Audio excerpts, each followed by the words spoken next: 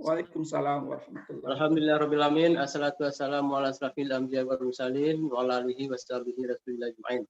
Asyhadu an la ilaha illallah wa asyhadu anna Muhammadar Rasulullah sallallahu alaihi wasallam. Allahumma shalli ala sayyidina Muhammad wa ala ali sayyidina Muhammad. Bapak Ibu hormati, yang kita hormati dan kita banggakan, Buya kita, Buya Majid Nasir, selaku Sekretaris Komisi 5 DPRD Provinsi Sumatera Barat. Selamat malam Buya. Yang kita hormati Bapak Yunisa Rahman, selaku perwakilan daripada Ombudsman, yang sudah 2 minggu terakhir ini bekerja keras dengan kami dari Dinas Pendidikan Provinsi Sumatera Barat dalam rangka mencarikan solusi dan titik terang daripada permasalahan yang terjadi di SMK 2 Padang. Kemudian Bapak host yang juga hadir pada malam ini, khususnya pada hadirin yang berbahagia, ada juga teman-teman sekolah-sekolah yang sangat semangat kita lihat untuk mengikuti acara kita pada malam hari ini. Sebelumnya barangkali ada permohonan maaf dulu Bapak Kepala Dinas kita, Bapak Adib Al-Triti, STMSI. Sebenarnya beliau sangat berkeinginan sekali hadir pada malam ini karena memang ini hal yang sangat penting, yang prinsip, yang perlu kita diskusikan dan sampaikan pada masyarakat kita. Namun karena kondisi kesehatan beliau yang barangkali kurang memungkinkan, maka dengan sangat menyesal sekali beliau tidak bisa hadir dan meminta kami selaku Kepala Bidang Guru dan Tenaga Pendidikan untuk mewakili beliau pada acara yang sangat berbahagia ini. Oleh karena itu saya secara pribadi mohon maaf pada host dan Bapak Ibu semua, sekiranya nanti dalam pemaparan barangkali tentu tidak sebagus Bapak Kepala Dinas, tapi setidaknya barangkali karena kita dalam permasalahan ini terlibat langsung dan aktif dalam kegiatan ini, itu ada beberapa hal yang bisa kita sampaikan terkait bagaimana kita menyikapi SKB 3 Menteri yang sudah disampaikan beberapa hari yang lalu. Hormati, meskipun dalam keadaan seperti ini kita juga mesti bersyukur pada Allah SWT. Kenapa? Karena memang seperti yang kita pahami, karena Allah SWT tidak selai daun pun yang jatuh ke sia-sia, barangkali kita akan dapat ambil hikmahnya yang sangat besar sekali terkait permasalahan yang muncul di SMK 2 dan bermuara dengan SKB 3 Menteri ini. Perlu kita sampaikan kepada Bapak Ibu semua bahwa permasalahan yang terjadi di SMK 2 ini sebenarnya adalah permasalahan antara guru dengan siswa, artinya siswa kita yang kebetulan selama 9 bulan terakhir karena kita masa daring, jadi terhitung sejak Maret 2020 sampai hari ini anak kita itu daring.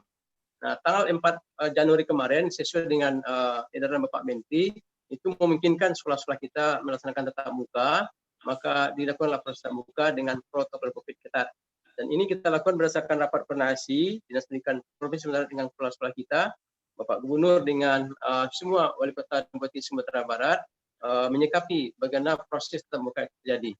Maka sebagian daripada kepala daerah kita, bupati dan wali kota, tentu dengan keputusannya masing-masing dan termasuk di Kota Padang itu memungkinkan pelaksanaan tatap muka. Maka pada hari pertama tatap muka itu barangkali mungkin ada kelihatan siswa kita yang berpakaian beda dengan teman yang lainnya, tentu secara kebiasaan di sekolah itu menjadi perhatian bagi kita. Perhatian anak kita yang tidak sama dengan teman yang lain. Nah, sehingga berlangsunglah kegiatan diskusi dengan siswa, lanjut dengan guru BK, kemudian dimasuk juga dengan wakil kepala sekolah kita, sehingga permasalahan dengan wakil kepala sekolah tadi itu sempat viral juga di BEMA karena di situ tanpa disadari oleh wakil kepala sekolah ternyata orang tua siswa yang hadir dengan keinginan sendiri ke sekolah untuk menyelesaikan permasalahan itu ternyata diviralkan. Nah, kita menyikapi segera dengan kondisi itu karena laporan daripada kepala sekolah pada saat itu dengan Bapak Kepala Dinas, maka Dinas Pendidikan Provinsi Sumatera Barat terjun langsung hari itu juga ke sekolah untuk melihat fakta apa yang terjadi sebenarnya. Kemudian Bapak Sepati, Bapak Kepala Dinas itu membuat tim investigasi untuk mempelajari dan melihat fakta-fakta apa yang terjadi di SMK 2 dan bekerja selama 2 hari. Alhamdulillah tim itu sudah bekerja. Di samping itu juga kita di Dinas Pendidikan Provinsi Sumatera bergerak cepat, koordinasi dengan media juga, dengan Bapak Gubernur, kemudian dengan Kopom, kemudian juga ada juga keinginan dari para pendeta di Kota Padang yang mengatakan bahwa ini hal-hal yang tidak boleh mengarah kepada hal yang bersifat sara nantinya begitu. Nah, di sini Bapak Surmati, berdasarkan laporan kita dan juga kita kerjasama dengan Ombudsman dan Komnas HAM. Artinya adalah kita di Provinsi Sumatera Barat masih dalam taraf tahapan-tahapan penyelesaian. Karena dengan kondisi seperti itu ada beberapa tahapan yang sudah kita lakukan. Yang pertama membentuk tim investigasi dengan tugasnya menghimpun data yang ada, kemudian menelaah data-data dan memverifikasinya, lalu melakukan wawancara dengan kepala sekolah dan pihak terkait, melakukan mediasi dengan pihak orang tua, karena ini masalah orang tua siswa dengan gurunya. Nah, kita berharap kita minta sekolah waktu itu menyelesaikan secara kekeluargaan. Kemudian membuat laporan, nanti tim investigasi membuat laporan kepada kepala dinas.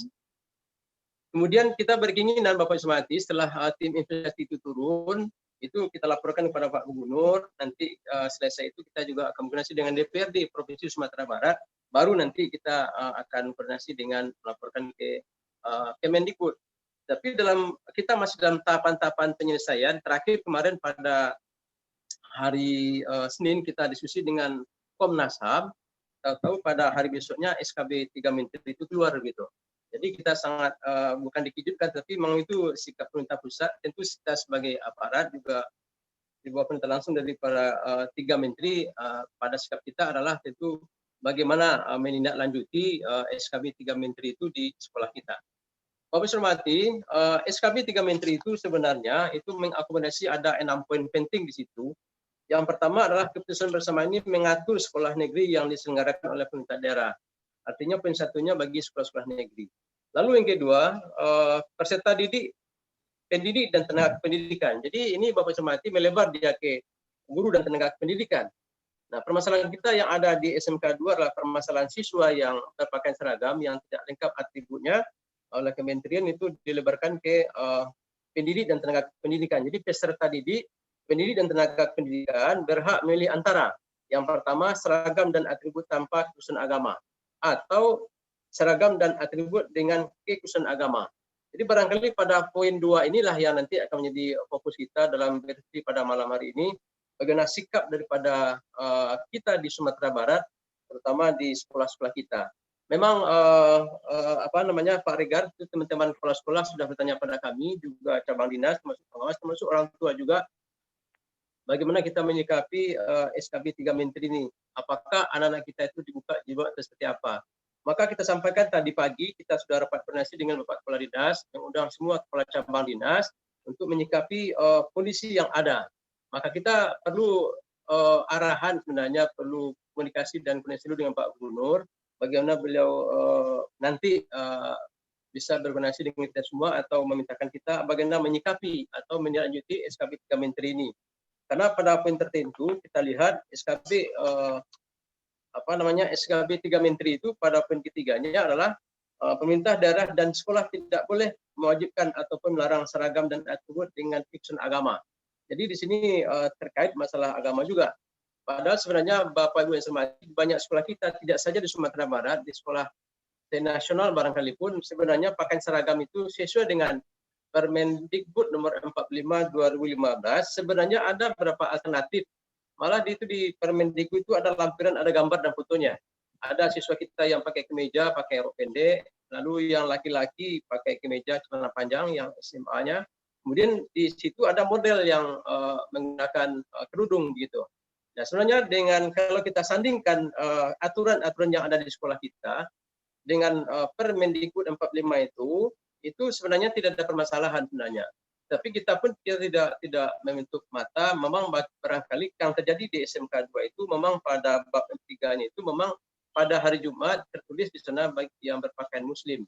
Tapi tidak ditambahkan agama lain atau beragama non-muslim menyesuaikan seperti apa. Nah, disitulah permasalahan yang terjadi di SMK 2 sehingga berimbas kepada keputusan secara nasional, Bapak. Nah, di sini pada intisari daripada SKB 4 Menteri itu pada poin 4-nya adalah pemerintah daerah dan kepala sekolah wajib mencabut aturan yang mewajibkan atau melarang seragam dan atribut dengan kekhususan agama. Paling lambat 30 hari kerja sejak keputusan bersama ini ditetapkan. Nah, di sinilah nanti Bapak Ismati, kita sebenarnya di Dinas Pendidikan Provinsi Sumatera Barat sesuai rekomendasi kita dengan Ombudsman, Komnas HAM, juga dengan DPRD Provinsi Sumatera Barat, khususnya Komisi 5, itu sudah merekomendasikan pada kita bahwa kita sedang mereview kembali. Jadi kemarin kita membuat surat edaran kepada Kepala Cabang Dinas dan MKKS se Sumatera Barat agar meninjau kembali, mempelajari, menelaah, kemudian merevisi jika ada aturan-aturan yang ada di sekolah itu bertentangan dengan aturan di atasnya. Nah, ini dalam proses perbaikan aturan itu, dan kita kemarin dengan Ombudsman juga dengan Komnas HAM itu berjanji nanti sekitar tanggal 17 itu insya Allah aturan itu selesai semua. Nah, ketika aturan itu sudah seragam semua dan kita juga buatkan formatnya mengacu kepada tata naskah aturan itu sesuai dengan Kemenpan nomor 3 tahun 2020 bahwa aturan tata naskah juga kita ikuti. Nah, dalam tahap kegiatan seperti itu, seperti yang kita sampaikan tadi juga ternyata Pak Menteri kita dengan SKB 3 menterinya sudah lebih duluan membuatkan aturan terkait pakaian seragam sekolah. Oleh karena itu, Bapak Semati, kita juga di sini pada kesempatan ini sesuai arahan Pak Tulannya sebagai kita semua perlu sebenarnya kita masukan-masukan yang bagus dari DPRD, kemudian dari tokoh masyarakat, kemudian dari praktisi pendidikan, pemerhati pendidikan, Nini Ama, alim ulama, cerdik pandai, juga termasuk MUI sendiri. Apa sikap terbaik kita yang bisa kita laksanakan untuk menyikapi SKB 3 Menteri ini? Tentunya secara aturan kita tidak boleh melanggar aturan yang sudah ditetapkan. Cuman perintah Bapak Kadis tadi rapat kita bahwa kita mempelajari dan melaksanakan aturan itu dengan tidak melabrak. Nah, ini yang penting catatan kita adalah Bapak Ibu Semati bahwa pakaian seragam kita di Sumatera Barat itu sebenarnya filosofinya itu adalah kearifan lokal, yaitu adat Basni Sara Basni Kitabullah, bahwa kerudung atau jilbab yang dipermasalahkan itu sebenarnya sudah ada filosofi di Minangkabau bahwa gadis Minang itu berbaju kuruang kemudian pakai tengguluan. Nah, ini yang barangkali perlu kita sikapi di sini Bapak Ibu. Artinya kita tidak mau nanti di Sumatera Barat pelaksanaan baju seragam itu menjadi hal yang begitu luasnya. Karena ini juga akan berpengaruh kepada bagaimana kepala sekolah kita di satuan pendidikan untuk menyikapinya. Karena memang ada pertanyaan-pertanyaan pada kita, bagaimana Pak nanti kalau seandainya ada kita yang beragama Islam, lalu dia ada keinginan untuk tidak pakai jilbab atau pakai rok gitu. Ini sebuah pertanyaan yang barangkali menjadi pikiran kita semua. Kalau yang beragama non-Muslim, ya bisa saja lah karena sesuai dengan keagamanya, aturannya seperti itu. Tapi nanti yang menjadi permasalahan bagi kita adalah termasuk guru juga. Guru-guru kita nanti bagaimana kalau seandainya dia sudah biasa memakai baju yang begitu sopannya, yang tertutup orangnya, ada keinginan seperti itu. Oleh karena itu kita mohon arahan dan petunjuk juga dari Bapak Buya Magif Nasir selaku DPRD Provinsi. Kemudian di sini juga barangkali ada Pak Indonesia sebagai di Ombudsman. Tadi saya juga melihat di undangan kita itu ada Buya Gusel Ghazali selaku Ketua MUI. Kita ingin ya di Dinas Pendidikan Provinsi Sumatera Barat, karena yang sekolah dan belajar itu adalah anak cucu dan keponakan kita, yang mereka itu adalah generasi emas yang barangkali nanti kita harapkan akan eksis di 2045 gitu. Nah, Bapak Ibu yang saya hormati, kita selanjutnya kita sampaikan bahwa di Dinas Pendidikan Provinsi Sumatera Barat, langkah-langkah strategi yang kita lakukan sesuai rapat kita tadi dengan Bapak Kepala Dinas, itu kita akan mencoba koordinasi dengan pihak-pihak terkait, para pihak dulu, untuk menyikapi ini sambil permasalahan yang terjadi di SMK 2 juga tetap kita tindak lanjuti. Tadi disampaikan oleh Bapak Ketua Pak Supardi bahwa jangan nanti Dinas Pendidikan melakukan hal-hal yang barangkali menjatuhkan harga diri kita. Nah, kita sudah membuat nota dinas kepada Bapak Gubernur terkait permasalahan ini berdasarkan hasil laporan tim investigasi, maka kita minta tim yang berwenang untuk melakukan pemeriksaan ke sekolah. Itu tadi sudah ada inspektorat di sekolah kita 2-3 hari ini. Nah, nanti kita tunggu bagaimana hasil pemeriksaan inspektorat. Karena memang kita tentunya bersikap sesuai aturan. Kita tidak mau bersikap melanggar aturan-aturan yang sudah ada. Nah, apa nanti permasalahan, apa nanti hasil pemeriksaan inspektorat, kita berharap itu sangat proporsional terkait prinsip-prinsip apa, aturan-aturan apa, mekanisme seperti apa yang barangkali yang belum pas terjadi di SMK 2 tersebut. Maka Bapak Ibu yang saya hormati, pada kesempatan ini juga kita sampaikan kepada teman-teman kepala sekolah, tidak usah gelisah dulu, tidak usah biasa-biasa saja. Kita tetap bersikap, kita tetap berdiskusi, kita akan dialog terus dan berkoordinasi. Kita minta teman-teman kepala sekolah jangan mengambil sikap sendiri-sendiri. Bapak Ibu nanti di sekolah itu bisa berkoordinasi dengan pengawas binaannya masing-masing, kemudian berkoordinasi dengan kepala cabang dinasnya, atau Bapak Ibu juga koordinasi dengan kita di provinsi. Nah, karena memang dalam kondisi seperti ini kita seperti pesan daripada Bapak Ketua tadi, kita tidak usah terlalu risau, terlalu atau keras kemana-kemana. Nah, kita harus satu suara dan satu sikap dalam permasalahan ini. Karena ini menyangkut pendidikan anak kita yang barangkali pada kondisi ini mereka juga baca dan lihat. Jadi barangkali itu yang dapat kami sampaikan, Pak Regar. Selanjutnya barangkali akan bisa kita kembangkan sesuai dengan pertanyaan yang sudah berlangsung. Terima kasih Pak Regar. Assalamualaikum warahmatullahi wabarakatuh. Waalaikumsalam warahmatullahi wabarakatuh. Terima kasih kita ucapkan kepada Bapak Suendra MPD yang sudah memaparkan dan materinya, dan memang nampaknya tadi sesuai pemaparan Bapak Suendra tadi bahwa Dinas Pendidikan sudah melakukan tahapan-tahapan dalam merespon polemik ini sebenarnya, tapi hanya saja tahapan ini belum selesai, tapi keburu SKB sudah terbit gitu ya. Dan memang dalam menanggapi SKB ini nampaknya Dinas Pendidikan masih dalam tahapan merumuskan langkah-langkah strategis, sehingga kita berharap dalam forum ini kita bisa memberikan ide-ide dan juga langkah-langkah dalam membantu Dinas Pendidikan nanti bagaimana sikapnya ke depan, sehingga di satu sisi kita bisa merespon SKB ini dengan bijak, dan di satu sisi kita juga bisa tetap mempertahankan filosofi kita sebagai masyarakat Minangkabau gitu ya, di mana kita sangat menjunjung adat seni syarak sandi kitabullah. Terima kasih Bapak. Kita lanjutkan kepada topik kedua.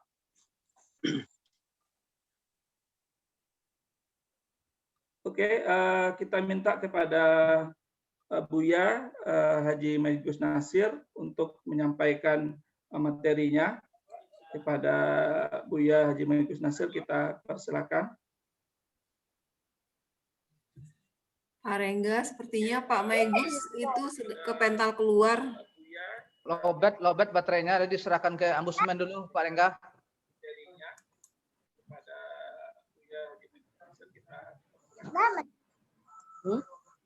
Halo, Pak Rengga. Pak Rengga, sepertinya Pak Maigus Ya. Ke ambusmen dulu. Oh, ke ambusmen dulu, oke. Baik, sesuai dengan arahan host ini, maka topik kedua kita minta dulu kepada Ombudsman, kepada Bapak Yunesa Rahman, kita persilakan. Baik, sesuai dengan arahan host ini, kita minta dulu kepada Ombudsman, kepada Bapak Yunesa Rahman. Baik Pak Rengga, terima kasih. Assalamualaikum warahmatullahi wabarakatuh. Bapak Ibu yang saya hormati, pengantar mukadimah, saya titipkan pada pembicara terdahulu, Bapak Ketua DPRD, Pak Supardi, Pak Adel Wahidi, Pak Suendra. Assalamualaikum warahmatullahi wabarakatuh. Bapak Ibu yang saya hormati, pengantar mukadimah, saya titipkan pada pembicara terdahulu, Bapak Ketua DPRD, Pak Supardi, Pak Adel Wahidi, Pak Suendra. Assalamualaikum Bapak Ibu yang saya hormati. Ini Pak Yunesa mau share screen ya Pak? Pada pembicara terdahulu, Bapak Ketua DPRD. Bukan Bu, ini kayaknya apa? Ada masalah kayaknya nih di apa saya ada buffering gitu. Oke. Bapak Ibu. Ya, Pak. Bu, ini kayaknya apa?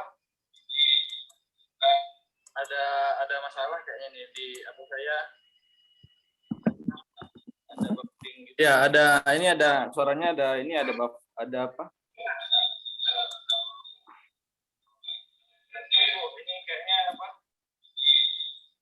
Pindah ke laptop aja Pak, pakai laptop. Oke, saya video izin Bapak Ibu semua. kebetulan laptop saya tinggal nih Pak. Laptop aja Pak. Jadi saya pakai handphone saja. Saya apresiasi bagi saya dan ucapan terima kasih kepada Bapak Ibu pengurus PI, khususnya Pak Adel yang minta saya secara langsung memberikan materi terkait permasalahan di SMKN 2 Padang.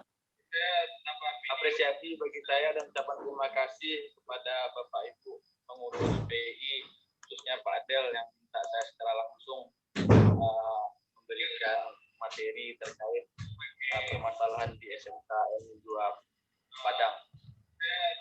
Apresiasi bagi saya dan ucapan terima kasih kepada Bapak Ibu pengurus PI, khususnya Pak Adel yang minta saya secara langsung memberikan materi terkait permasalahan di SMKN. Sepertinya Pak Yunesanya ke Pental juga, Erengga. Nggak ada di room.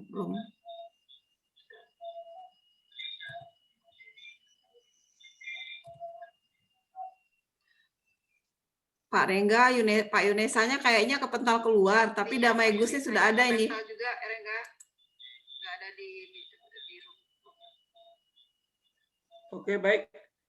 Mungkin pemateri kedua tadi ada terkendala ya. Ya, Pak Yunesanya kayaknya ke Pental keluar, tapi Damai Gusnya sudah ada ini. Juga, Erengga. Pak Maigus sudah bergabung tuh. Ya. Oke, baik. Karena juga tadi pemateri kedua sepertinya terkendala teknis, maka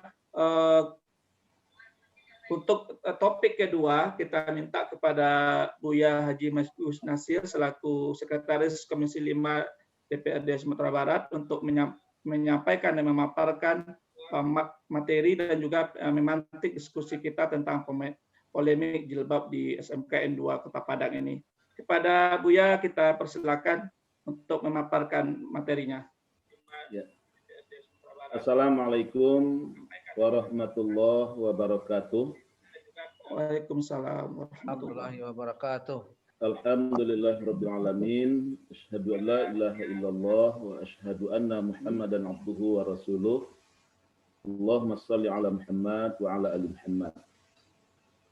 Yang pertama, apresiasi kepada PII yang menyelenggarakan diskusi pada malam hari ini dan sekaligus suatu hal yang menarik dalam acara ini bisa diikuti oleh lebih dari 300 pemerhati. Tentu dengan harapan mudah-mudahan diskusi ini akan memberikan solusi, akan bisa membawa ketenangan ketika hari ini dengan keluarnya SKB 3 Menteri, tentu ada kegundahan, ada semacam kegalauan bagi warga pendidikan di Sumatera Barat. Mulai dari kepala sekolah, mulai dari dinas pendidikan, kepala sekolah, orang tua, guru, dan siswa. Kenapa demikian? Karena pelaksanaan proses pendidikan di Sumatera Barat sudah berjalan dengan baik. Suasana nyaman dan tenang. Tetapi dengan ada penerbitan SKB 3 Menteri ini, tentu hari ini sangat mengganggu, sangat memecah konsentrasi, dan menimbulkan berbagai kegalauan-kegalauan di kalangan penyelenggara pendidikan itu sendiri. DPRD Provinsi Sumatera Barat, khususnya Komisi 5, telah memanggil Dinas Pendidikan, kemudian Kepala Cabang Pendidikan, termasuk Kepala SMK Negeri 2 Padang. Sebetulnya ini hanya persoalan kecil. Ini hanya persoalan miskomunikasi yang akibat dari suasana. Sebetulnya tata tertib yang dipakai di SMK Negeri 2 Padang itu berpedoman kepada instruksi Wali Kota Padang, Pak Fauzi Bahar. Padahal terakhir sudah ada peraturan daerah Peraturan Daerah Nomor 5 Tahun 2011. Salah satu pasalnya di sana itu menyebutkan pakaian berbusana muslim, muslimah bagi yang beragama Islam. Itu sangat jelas. Tetapi pihak sekolah, karena di sana itu tidak ada masalah dengan pakaian yang selama ini yang sudah berlangsung lebih kurang 15 tahun, sehingga tata tertib sekolah tadi tidak ditinjau, tidak disesuaikan dengan Peraturan Daerah Nomor 5 Tahun 2011 itu. Sehingga di dalam tata tertib masih berbunyi wajib berpakaian muslim-muslimah. Masih berbunyi seperti itu. Seharusnya itu sudah dilakukan revisi karena ada Perda 5 Tahun 2011. Tetapi sekali lagi dikatakan, karena suasana tenang, suasana nyaman, termasuk anak-anak yang non-muslim selama ini bukan karena dipaksa, tapi memang karena mereka nyaman saja, mereka nyaman. Dan di sisi lain dalam agama Nasrani pun tidak diharamkan menutup kepala itu, karena para biarawati itu juga memakai penutup kepala, cuma modelnya saja yang berbeda. Itu yang pertama. Justru itu tentu lahirnya SKB 3 Menteri ini menimbulkan tanya besar bagi kita semua, karena begitu hebat dan dahsyatnya. Padahal itu hanya persoalan kecil yang belum mesti ini dibawa ke ranah lembaga nasional. Kenapa demikian? Yang pertama, berpakaian seperti yang dilakukan itu sebetulnya tidak ada yang dilanggar. Kita bisa melihat mulai dari Undang-Undang Dasar Negara Republik Indonesia tahun 1945, di mana negara ini berdasarkan atas ketuhanan yang Maha Esa. Kemudian kewajiban bagi agama, bagi masyarakat, bagi warga negara menjalankan, mengamalkan agama sesuai dengan agama dan kepercayaannya. Lalu yang kedua, dalam Undang-Undang Sisdiknas, dalam Undang-Undang Sistem Pendidikan Nasional, Undang-Undang Nomor 20 Tahun 2003, di sana sangat jelas tujuan pendidikan nasional itu. Tujuan pendidikan nasional adalah mewujudkan manusia yang beriman, manusia yang bertakwa, kemudian berakhlak mulia, baru yang lain-lainnya, baru cerdas, terampil, dan segala macam. Apa artinya? Bahwa proses pendidikan yang diharapkan oleh negara ini adalah pendidikan yang melahirkan generasi-generasi yang kuat agamanya, sehingga dia menjadi warga negara, anak-anak, pemuda remaja yang memiliki karakter dan integritas dirinya. Nah, tentu untuk mewujudkan manusia yang beriman, manusia yang bertakwa, manusia yang berakhlak mulia sebagaimana tujuan pendidikan nasional yang diatur oleh Undang-Undang Nomor 20 Tahun 2003 itu, maka di situ adalah upaya ada proses. Maka sebagaimana diatur oleh Permendikbud yang diterangkan oleh Pak Suindra tadi, maka diatur juga ada pakaian. Nah, termasuk salah satu itu memang digambarkan dalam Permendikbud itu pakaian berbusana muslim. Karena negara kita ini memang ada wilayah yang mayoritas muslim, ada wilayah yang di sana memiliki kultur. Seperti Aceh punya kultur, Sumatera Barat punya kultur, Bali punya kultur. Maka di sana itu juga disebutkan dalam Undang-Undang Pendidikan Nasional itu, bahwa pendidikan dilaksanakan dengan menjunjung tinggi. Itu bisa dilihat itu dalam Undang-Undang Nomor 23 Tahun 2020 itu, Undang-Undang 20 Tahun 2003 itu, pendidikan dilaksanakan dengan menjunjung tinggi nilai-nilai agama. Kemudian budaya, dengan tidak diskriminasi. Nah, maka itu sudah dijawab sebetulnya dengan Peraturan Daerah Nomor 5 Tahun 2011 itu. Makanya orang Muslim berpakaian Islam dan non-Muslim silahkan berpakaian menurut yang cocok. Nah, kenapa? Karena non-Muslim umpamanya dia tidak pakai jilbab, dia pakai rok umpamanya, silakan. Tapi yang beragama Islam, karena ada kata-kata menjunjung tinggi nilai-nilai agama dan budaya. Kebetulan Sumatera Barat kedua-duanya menjunjung tinggi nilai-nilai agama, dan betulan budaya Minang itu identik dengan Islam sesuai dengan perjuangan para ulama 100 tahun sebelum Indonesia merdeka sudah berkomitmen yang disebut dengan Perjanjian Bukit Marapalam, di mana melahirkan sebuah kesepakatan bahwa adat Minang itu adalah adat yang bersendikan sarak, sarak bersendikan kitabullah, sarak mengatur adat memakai. Maka dua hal yang dipegang sebetulnya dalam sistem pelaksanaan sistem pendidikan di Sumatera Barat itu, pertama ada aspek agama, yang kedua ada aspek adat dan budaya. Kebetulan agama dan budaya itu menjadi satu kesatuan yang tidak terpisahkan. Ini yang kedua. Lalu yang ketiga, saya juga bertanya-tanya ini, sampai ada di SKB itu kalimat mengancam. Kalimat mengancam mulai dari proses waktu, kemudian kalau tidak mentaati, kemudian akan dihentikan bantuan dan segala macam. Saya melihat ini sangat emosional. Ini sangat emosional. Mudah-mudahan tidak bagian dari arogan kekuasaan. Tapi setidak-tidaknya ini sesuatu yang sangat emosional sekali. Kenapa? Karena dalam Undang-Undang Nomor 4, saya ulangi Undang-Undang 23 tahun 2014 tentang kewenangan, bahwa pendidikan itu termasuk kewenangan daerah. Pendidikan itu termasuk kewenangan daerah, di mana SMA, SMK, dan SLB dia menjadi tanggung jawab provinsi. SD, TK, SD, SMP menjadi tanggung jawab kabupaten kota. Dalam pasal 17-nya, dalam Undang-Undang Nomor 23 tahun 2014 itu menyebutkan untuk melaksanakan kewenangan yang diberikan kepada daerah itu, daerah dapat melakukan kebijakan.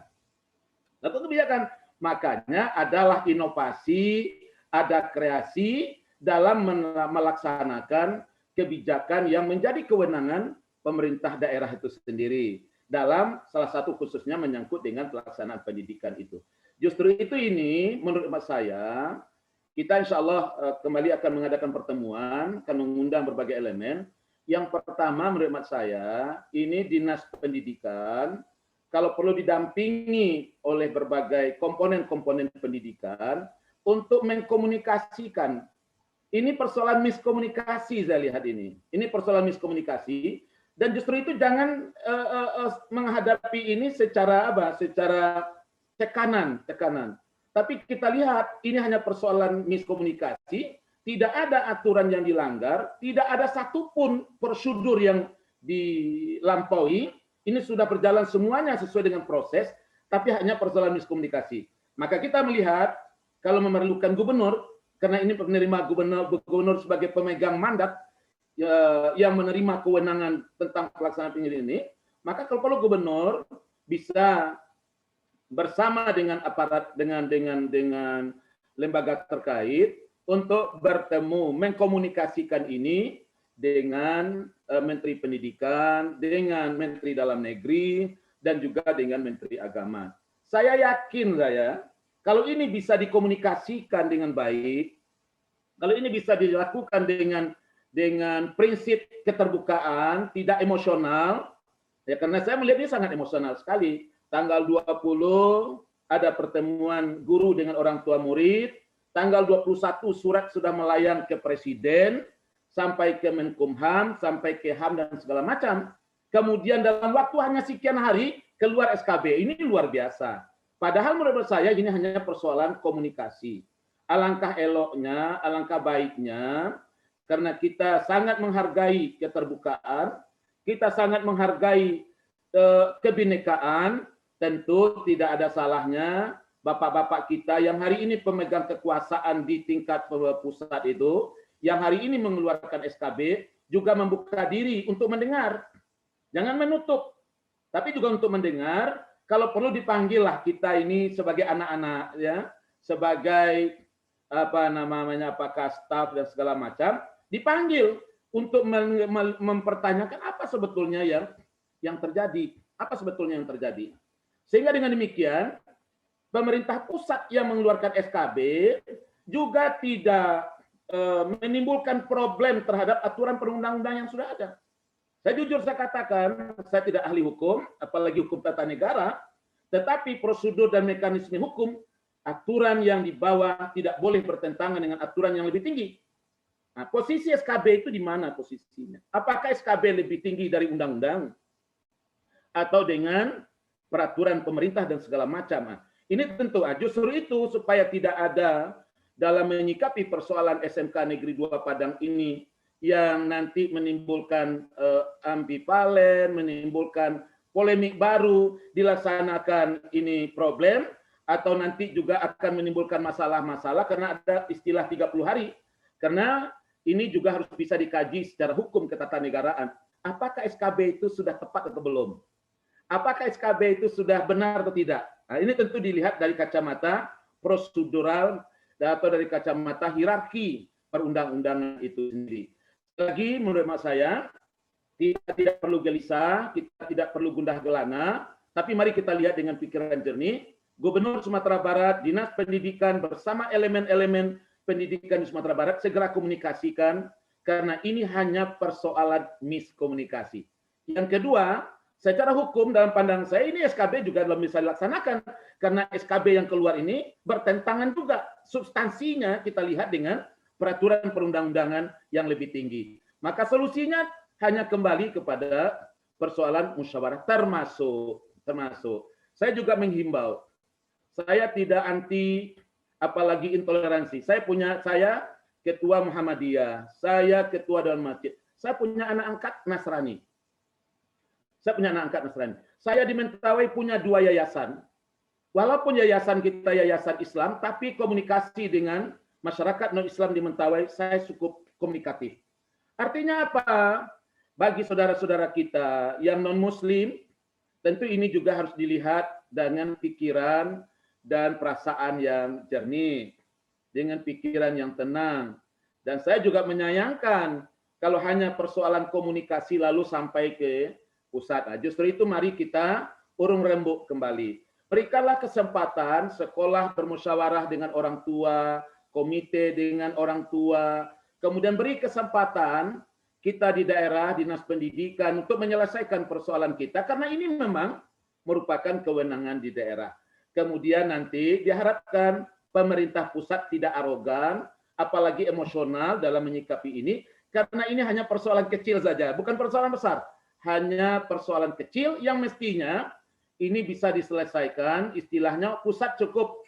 Istilah kita di Minang, tak kalau menjagokan, lupa mengean. Belum perlu mengambil alih, ini kan namanya mengambil alih ini. Nah, menurut saya belum sampai kepada persoalan mengambil alih, tapi bagaimana mengingatkan kita di daerah ini mungkin ada yang terlalai, ada yang memiliki kealpaan, nah, sehingga ini bisa diselesaikan kembali secara musyawarah dengan baik. Itu saja menurut saya menyikapi persoalan SMK Negeri 2 Padang ini. Terima kasih. Assalamualaikum warahmatullahi wabarakatuh. Waalaikumsalam warahmatullahi wabarakatuh. Terima kasih kita ucapkan kepada Buya yang telah memaparkan materinya. Cukup menarik bahwa tadi Buya menyampaikan bahwa sebenarnya kasus atau polemik jilbab di SMKN 2 Padang ini sebenarnya bukan sesuatu yang besar gitu ya, tapi hanyalah persoalan miskomunikasi saja. Gitu. Sehingga perlu Pemprov atau gubernur selaku pemegang mandat gitu ya untuk mengkomunikasikan ini kepada pusat gitu ya. Dan juga Buya tadi menyampaikan bahwa SKB 3 Menteri ini sebenarnya juga perlu ditinjau secara hukum ketatanegaraan karena berpotensi bertentangan dengan hukum yang lebih tinggi di atasnya. Misalnya tadi Buya mengatakan bertentangan dengan Undang-Undang Sesdiknas tahun 2003 dan juga Undang-Undang 23 Pemerintahan Daerah tahun 2014 di mana disebutkan bahwa penyelenggaraan pendidikan itu diserahkan kepada pemerintah daerah gitu. Terima kasih Buya atas materinya. Selanjutnya kita minta mungkin kita sapa lagi kepada Bapak Yunesa Rahman, mungkin sudah bergabung. Ya, Bang Rengga. Mohon maaf tadi jaringan. Oke, silakan. Silakan Pak Yunesa Rahman untuk memaparkan materi ketiga. Ya, saya ulang lagi. Assalamualaikum warahmatullahi wabarakatuh. Topik yang begitu menarik.